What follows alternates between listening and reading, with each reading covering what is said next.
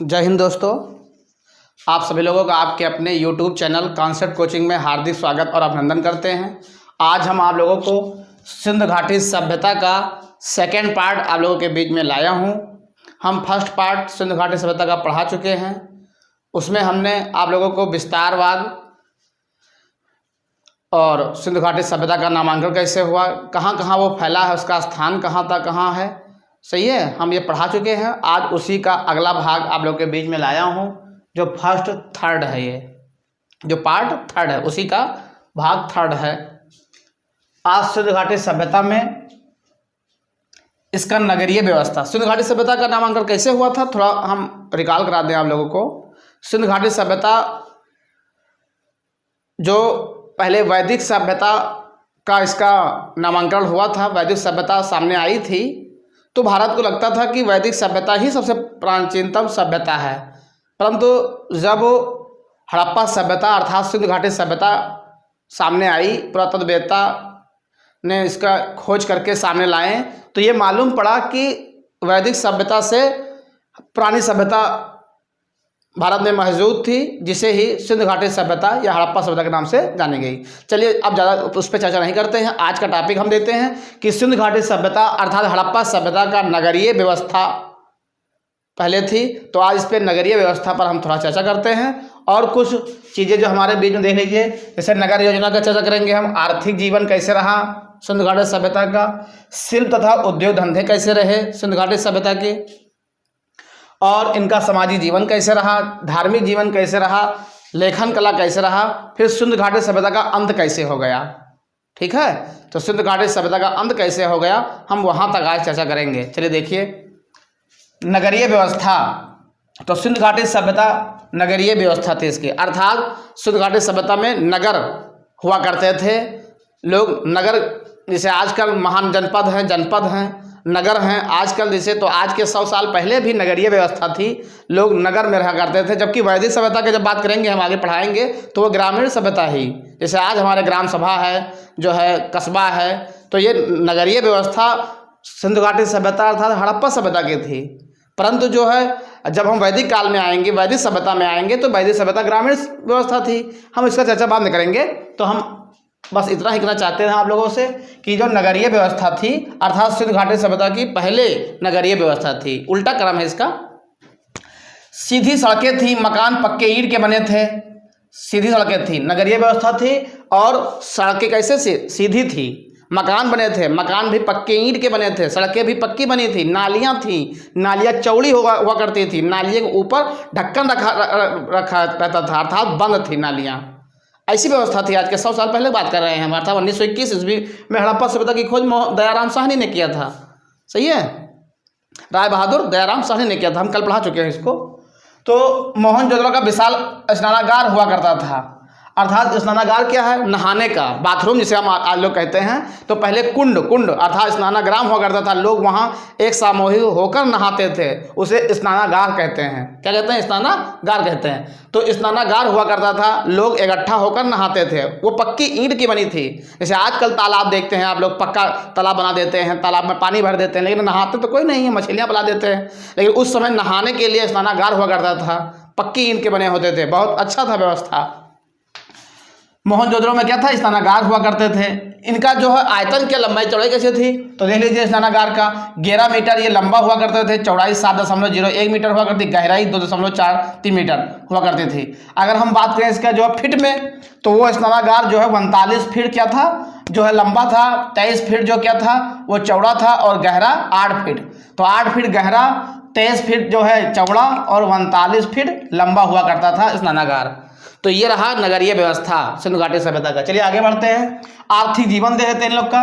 तो इन लोग का आर्थिक जो जीवन था, जो सिंध घाटी सभ्यता अर्थात हड़प्पा सभ्यता का जो आर्थिक जीवन था, वो आर्थिक जीवन था इन लोगों को कि इनका मुख्य कृषि कार्य हुआ करता था। इनका मुख्य कार्य कृषि कार्य, मतलब इन लोग का मुख्य कार्य जो काम था वो कृषि कार्य था, अर्थात खेती किसानी किया करते थे ये लोग। सही है, तो अब खेती किसानी की बात आई तो उसमें क्या उगाते थे ये लोग, तो ये लोग क्या उगाते थे, गेहूं और जौ, इनका मुख्य उत्पादन हुआ करता था।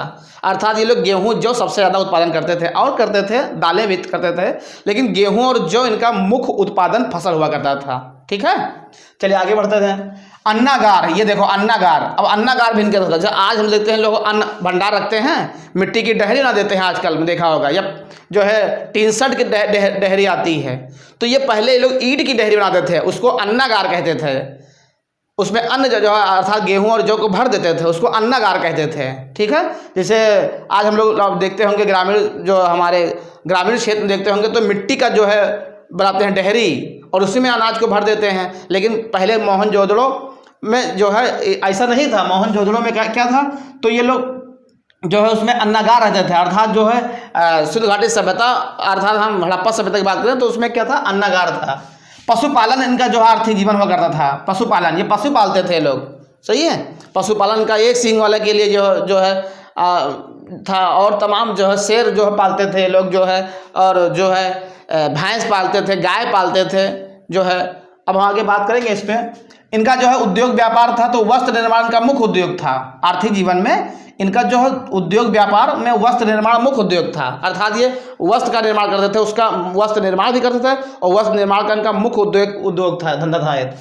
और इनका कपास उगाना नंबर 1 पर था। कपास उगाना ये साबित करता है कि ये सूती वस्त्र का भी धंधा करते थे। ये लोग कपास उगाते थे तो उसे सूती वस्त्र, कपड़े बनाते थे, उगाते थे, तो कपड़ा बनाना इनका मुख्य उद्योग था। ठीक है, कपास उगाते थे ये लोग।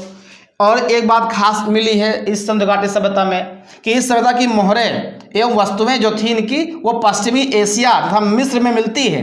अर्थात सिंधु घाटी सभ्यता की जो मोहरें थी, वो मोहरें पश्चिमी एशिया जो है मिस्र सभ्यता से मिलती है। इससे यह साबित होता है कि इनका व्यापारिक संबंध था। किससे?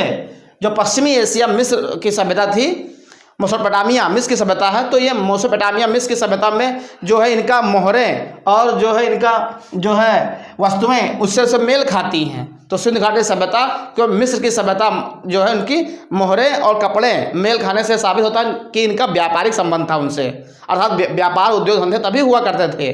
ठीक है, चलिए हम आगे बढ़ते हैं। शिल्प उद्योग धंधा देख लेते हैं इन लोग का। तो इनका कृषि एवं पशुपालन के अतिरिक्त जो है इनका शिल्प उद्योग धंधे में भी रुचि लेते थे लोग। ये नहीं कि कृषि और जो है पशुपालन का ही काम करते थे, कृषि पशुपालन के अतिरिक्त भी इनका शिल्प उद्योग धंधे में भी रुचि लेते थे लोग। धातुओं का निर्माण करना, आभूषण का निर्माण करना, बर्तन का निर्माण करना आदि इनका काम था। उद्योग धंधे में धातु का निर्माण करते थे। हम पढ़ाएंगे तांबा, सबसे पहले इनका खोजा गया धातु है तांबा।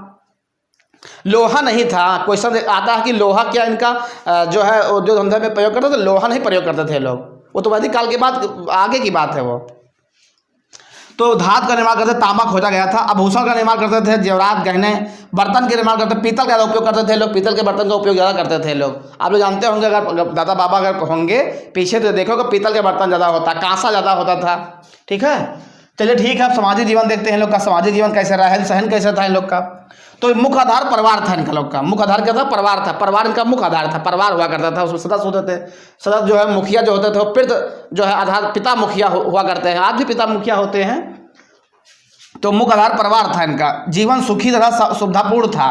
जीवन सुखी हुआ करता था। लोग बैठ के आपस में बात करते थे, वो बात ही कुछ अलग था उस जमाने की, जो है सुखी पूर्ण थे। व्यवसाय के आधार पर 4 भागों में बांटा गया। व्यवसाय जो करते थे लोग, तो व्यवसाय के आधार पर 4 भागों में बांटा गया। जो उनका विभाजन हुआ तो व्यवसाय के आधार पर। उसमें विद्वान हुआ करते थे, योद्धा अर्थात जो रक्षक होते हैं, योद्धा जो युद्ध लड़ते हैं उनको योद्धा कहते हैं। विद्वान हुआ करते थे जिसको पंडित कहते हैं। व्यापारी वैश्य कहते हैं। शिल्पकार उद्योग धंधे वाले जो लोग रहते थे, शिल्पकार अर्थात व्यापारी भी थे, योद्धा भी थे, विद्वान भी थे और शिल्पकार भी थे। ये 4 भागों में इनका व्यवसाय बटा हुआ था। ठीक है, और जुआ खेलना, हाँ, सिंधु घाटी सभ्यता अर्थात हड़प्पा सभ्यता में जो मनोरंजन का साधन था, जुआ खेलते थे। शिकार करना इनका काम था। नाचना गाना था, सही है, ये सब इनका क्या था? मनोरंजन का साधन हुआ करता था। तो ये रहा इनका सामाजिक जीवन। अब आगे हम बढ़ते हैं। धार्मिक जीवन देख लें इनका कि सिंधु घाटी सभ्यता का धार्मिक जीवन कैसे हुआ करता था। हाँ, हड़प्पा सभ्यता का धार्मिक जीवन कैसे हुआ करता था। तो मार्ग देवी की ये प्रमुख स्थान था इनका। मार्ग देवी का प्रमुख स्थान अर्थात मार्ग देवी का पूजा करते थे ये लोग, सही है। देवताओं की उपासना, ध्यान दीजिए यहाँ पर, देवताओं की उपासना में भी बलि का विधान था, अर्थात बलि प्रथा था। बलि चढ़ाते थे लोग। बलि प्रथा जानते हैं, जैसे नेपाल देख लीजिए, बलि प्रथा है। हमारे यहाँ भी हिंदू धर्म में जो है बलि प्रथा का जो है प्रावधान इसमें है, सभी धर्मों में है ज़्यादातर। ज़्यादा धर्म में बात नहीं करेंगे हम, लेकिन धार्मिक जीवन दे लीजिए उनका। कैसा था धार्मिक जीवन कि देवताओं की उपासना करते थे, देवताओं की उपासना में भी बलि विधान का सिस्टम था, बलि विधान था इन लोग का। पशुपतिनाथ, ये देखिए पशुपतिनाथ महादेव लिंग की पूजा करते थे, वृक्षों की पूजा करते थे, पशुओं की पूजा करते थे ये लोग। पशुपतिनाथ मंदिर अगर देखा जाए तो आज भी पशुपतिनाथ मंदिर जो है ये पड़ता है ये नेपाल में। आप जाइए नेपाल के एरिया में जाइए तो वहाँ पशुपतिनाथ की मंदिर पड़ता है, वहाँ पर ये वही पशुपतिनाथ मंदिर हुआ करता था। महादेव आप जानते होंगे लिंग की पूजा करते थे, वृक्षों की पूजा करते थे, पशुओं की भी पूजा किया करते थे। पशुओं में किसकी पूजा करते थे? एक सींग वाले, जो एक सींग वाला जो था उसका पूजा करते थे ये लोग। आज भी देखा होगा पशुओं की पूजा, गाय की पूजा करते हैं आज, तो पशुओं की पूजा करते थे। एक बात और खास था, ये भूत प्रेत का बहुत इसमें सिस्टम था, भूत प्रेत का बहुत इसमें जो था, भूत प्रेत से बहुत मानते थे ये लोग। भूत प्रेत था, अंधविश्वास बहुत था, जादू टोना पर विश्वास करते थे ये लोग। सही है, सिंधु घाटी सभ्यता के लोग कैसे करते थे? भूत प्रेत अंधविश्वास जादू टोना विश्वास करते थे। और देखा होगा आज जो है खत्म हो गया, वैदिक काल में पढ़ाएंगे क्या, अगर समाप्त हो गया इससे। हाँ, एक और खास देख लीजिए, फाक्ता एक पवित्र पक्षी माना जाता था। याद रखिएगा, 1 नंबर क्वेश्चन ये जो पेट होने वाला है आपकी परीक्षा उत्तर प्रदेश में आयोजित होने वाली है पेट, तो पेट में 1 नंबर क्वेश्चन आ जाए कि जो है सिंधु घाटी सभ्यता में कौन सा पक्षी प्रमुख था? तो एक पक्षी है फाक्ता। तो फाक्ता पक्षी पवित्र पक्षी माना जाता था ये। हाँ, स्वास्तिक चिन्ह हड़प्पा सभ्यता की ही देन है। ये है स्वास्तिक चिन्ह, देखिए देखा होगा हिंदू धर्म में जो है देखा होगा ऐसा रखा होता है घर के दरवाजे के सामने, या देखा होगा जो है दुकान उकान में या घर के सामने देखा होगा ऐसा बना होता है। ये स्वास्तिक चिन्ह है। क्या है ये? स्वास्तिक चिन्ह। तो स्वास्तिक चिन्ह जो है हड़प्पा सभ्यता की ही देन है, अभी भी ये जो है कायम है। तो स्वास्तिक चिन्ह हड़प्पा सभ्यता की ही देन है। तो ये रहा धार्मिक जीवन इनका। अब हम देखते हैं हड़प्पा सभ्यता की जो है लेखन कला क्या था इनका। सही है, सिंधु घाटी सभ्यता का लेखन कला देख लेते रहा हम। तो सिंधु घाटी सभ्यता की लिपि जो पढ़ा नहीं जा सका, इतनी लिपि जो थी सिंधु घाटी सभ्यता की वो पढ़ा नहीं जा सका, क्योंकि तो जटिल था कि इनकी लिपि पढ़ा नहीं जा सका। तो उसी को तो हम लोग क्या कहा था, वहाँ पढ़ाया था जब इतिहास से प्रकार, तो इतिहास से प्रकार बताया था हमने कि इतिहास के प्रकार में कि सिंधु घाटी सभ्यता को पढ़ा नहीं जा सका, अर्थात पढ़ा ना जा सकने वाले सभ्यता को क्या कहते हैं, तो हमने आप लोगों को पढ़ाया था, उसी को कहते थे प्रागैतिहासिक काल। क्या कहते थे? प्रागैतिहासिक काल। तो प्रागैतिहासिक काल में तो जो है लिपि को नहीं पढ़ा जा सका था, तो इनका लेखन कला क्या था कि सिंधु घाटी सभ्यता की लिपि को पढ़ा नहीं जा सका था। क्यों नहीं पढ़ा सका? कारण देख लिए। कारण यह था कि 400 अक्षर थे। बताओ 400 अक्षर कहाँ पढ़ा जा सकेगा? 600 चित्र थे ये, तो 600 चित्र और 400 अक्षर कहाँ पढ़ा जा सकेगा? आज देख लीजिए वर्णमाला में जो है 52 अक्षर है, ABCD में देखो 26 अक्षर है, तो 26 और 52 को तो रटा जा सकता है, समझा सकता है, पढ़ा जा सकता है। और इससे जो आगे लिपि का निर्माण हुआ, लिपि से जो आगे जो भाषा का निर्माण हुआ। लेकिन जो लगभग 400 अक्षर थे, 400 अक्षर को कहाँ पढ़ा जा सके, कैसे रट लिया जाए? ये 600 चित्र कैसे याद? चित्रों के माध्यम से लोग समझते थे पहले कि घोड़ा हाथी बना देते थे, बस समझ जाते थे घोड़ा क्या है, हाथी क्या है, संकेत था वो कि घोड़ा क्या है, हाथी क्या है। अब आज के पक्षी बना देते थे, कोई पक्षी बन जाता, कोई कुछ जानवर बना देते थे, उस जानवर का संकेत था कि जानवर बना देते थे और समझ जाते थे कि ये चीज़ है, तो संकेत के माध्यम से था वो। इसलिए 400 अक्षर हुआ करते थे और 600 चित्र, इसलिए तो नहीं लिपि को पढ़ा जा सका, समझा जा सका। हाँ, लिखने का तरीका क्या था? ये प्रथम लाइन लिखते थे तो दाएं से बाएं लिखते थे ये लोग। प्रथम लाइन जब लिखते थे तो ये दाएं से कहाँ, दाएं से बाएं लिखते थे प्रथम लाइन। देख लीजिए, प्रथम लाइन जब लिखते थे तो दाएं से, देखो दाहिना इस तरफ है तो दाएं से बाएं लिखते थे, लेकिन जब द्वितीय लाइन लिखते थे तो बाएं से दाएं लिखते थे। ये देखिए लिखावट इनकी, पहले लिखते थे ये बाएं से दाएं, मतलब सुन लीजिए, देख लीजिए, दाएं से बाएं, प्रथम लाइन दाएं से बाएं, अर्थात यहाँ से स्टार्ट किया तो मान लो ऐसे ऐसे लिख रहे हैं, ऐसे ऐसे लिख रहे हैं, ऐसे ऐसे, तो ये क्या हुआ? ये हुआ दाएं से बाएं। अब जब इनको द्वितीय लाइन लिखना हो तो ये लोग बाएं से स्टार्ट करें, तो दाएं क्यों लिखें, इस तरह लिखते थे ये लोग। मतलब प्रथम लाइन कहाँ से, दाएं से बाएं लिखते थे प्रथम लाइन, और जब इनको द्वितीय लाइन लिखना हो तो ये लोग बाएं से दाएं लिख देते थे। ये लिखने कला थी इनकी। और इस तरीकों को कहते थे बाइस्ट्रोफीडन कहते हैं। बाइस्ट्रोफीडन, ये A नंबर क्वेश्चन आ जाए कि बाइस्ट्रोफीडन से आप क्या समझते हैं? तो बाइस्ट्रोफीडन वही है जो दाएं से बाएं लिखा जाए प्रथम लाइन, और द्वितीय लाइन बाएं से दाएं लिखा जाए। ठीक है, पहले दाएं से बाएं लिखा जाए, उसके बाद बाएं से दाएं लिखा जाए, इसको बाइस्ट्रोफीडन कहते हैं। चलिए ठीक है, अंत में देख लें कि सिंधु सभ्यता का अंत कैसे हो गया।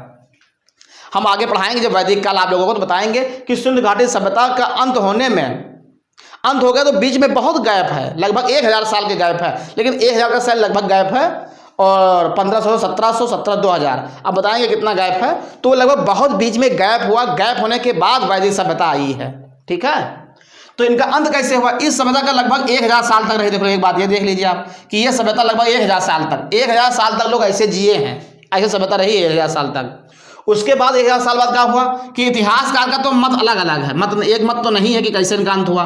तो इतिहासकार का जो है एक मत नहीं है लोग कि इनका सिंधु घाटी सभ्यता का अंत कैसे हुआ। तो अंत होने का एक मत नहीं है, लेकिन कुछ प्रमाण मिले हैं कि सिंधु घाटी सभ्यता अर्थात हड़प्पा सभ्यता का अंत कैसे हुआ। तो उसमें अंत हुआ कि जलवायु परिवर्तन हुआ। मतलब कोई इतिहासकार बता रहा है कि जलवायु परिवर्तन के कारण का इस सभ्यता का अंत हो गया। तो कोई बता रहा है कि नदियों के मार्ग में परिवर्तन हुआ और नदियों के मार्ग में परिवर्तन होने के कारण इस सभ्यता का अंत हो गया। तो कोई कह रहा है कि आर्यों ने आक्रमण कर दिया। अब ये आर्य कहाँ से आए? आर्य वैदिक सभ्यता की बात है, जब वो पढ़ाएंगे बताएंगे आर्य के बारे में। तो आर्य कैसे आए? आर्यों ने आक्रमण किया और यह सिंधु घाटी सभ्यता अर्थात हड़प्पा सभ्यता का अंत हो गया। तो कोई कह रहा है कि बाढ़ के कारण अंत हुआ, कि बाढ़ आया और सब बह गए, उसी में समाप्त हो गया। फिर बहुत साल लगभग 1000 साल तक ये रहे, उसके बाद लगभग वही 400-500 साल के बाद ये सभ्यता आई, दोबारा फिर निर्माण हुआ इस सभ्यता का, वो वैदिक सभ्यता जो आई। और कोई कह रहा है भूकंप के कारण ऐसा हुआ। तो ऐसे आज ऐसे तमाम कारण हैं जिससे सिंधु घाटी सभ्यता का अंत हो गया। ठीक है, तो बस आज के लिए इतना ही। आप सभी लोग हमने कैसे समझाया, कैसे पढ़ाया, तरीका हमारा कैसा रहा, जरूर बताइए। आप लोग कमेंट बॉक्स में अपनी प्रतिक्रिया को जरूर दर्ज करें। हमारे वीडियो को देख लेने के बाद ऐसे न छोड़िए, उसको ज़रूर शेयर कर दीजिए। और देखने के बाद अगर ये कंटेंट आपको अच्छे लगते हैं तो उसको लाइक करिए और हमारे चैनल को सब्सक्राइब करिए। आप सभी लोगों को ये वीडियो देखने के लिए बहुत बहुत धन्यवाद। जय हिंद, जय भारत।